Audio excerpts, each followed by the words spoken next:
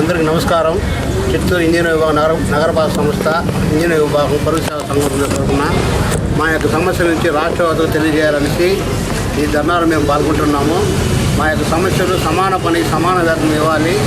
మాకు ఇంజనీర్ విభాగంలో street light వర్కర్లు, ప్లంబర్లు, డ్రైవర్లు, ఎలక్ట్రీషియన్లు, బోర్ ఆపరేటర్లు వీరు సమాన పని సమాన జీతాలు ఇవ్వాలని ఈ యొక్క సమ్మర్లో మాకు వాటర్ రిసెక్షన్ ఎటువంటి ఇబ్బంది లేకుండా మేము వర్క్ చేస్తున్నాము.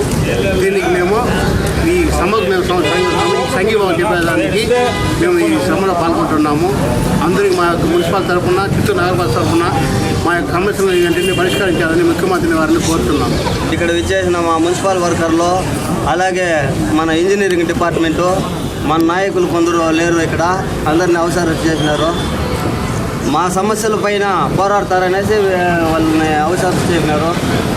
మా వల్ల అయ్యే కాడికి మేము పోరాడతాము అనేసి మేము ఎక్కడే కూర్చున్నాము. ప్రభుత్వానికి ఒకటే చెప్తున్నాము, మా మున్సిపల్ కార్మికుల సమస్యలు వెంటనే పరిష్కరించాలనేసి మేము డిమాండ్ చేస్తూ సమ్మె స్టార్ట్ చేస్తున్నాం. ఉంటేదా ఈ ఆంధ్ర మానిలో సొంతంగా ఉండాలి. కరోనా వస్తుంది. ఇప్పుడు ఈ కాలంలో మేము స్ట్రైక్ చేస్తామంటే సీమ కొట్టిన మారి కూడా లేదు ఆ జగన్మోహన్ రెడ్డికి. అయ్యా, నేను ఏం చెప్పేది, మీరు ముఖ్యమంత్రిగా అయినావు, మాకు ఏం చెప్పినావు, తెలంగాణకు ముందు మేము మీకు 1000 రూపాయలు ఎక్స్ట్రా కూడా ఇస్తామని చెప్పినావు. మాట తప్పినావు. అందువల్ల మేము పోరాటము దిగుతాము. మేము కోరిన డిమాండ్స్ చేసే వరకు మేము వెనకపోము, పోరాడతాము, ఖచ్చితంగా పోరాడతాము. అందరికీ నమస్కారము.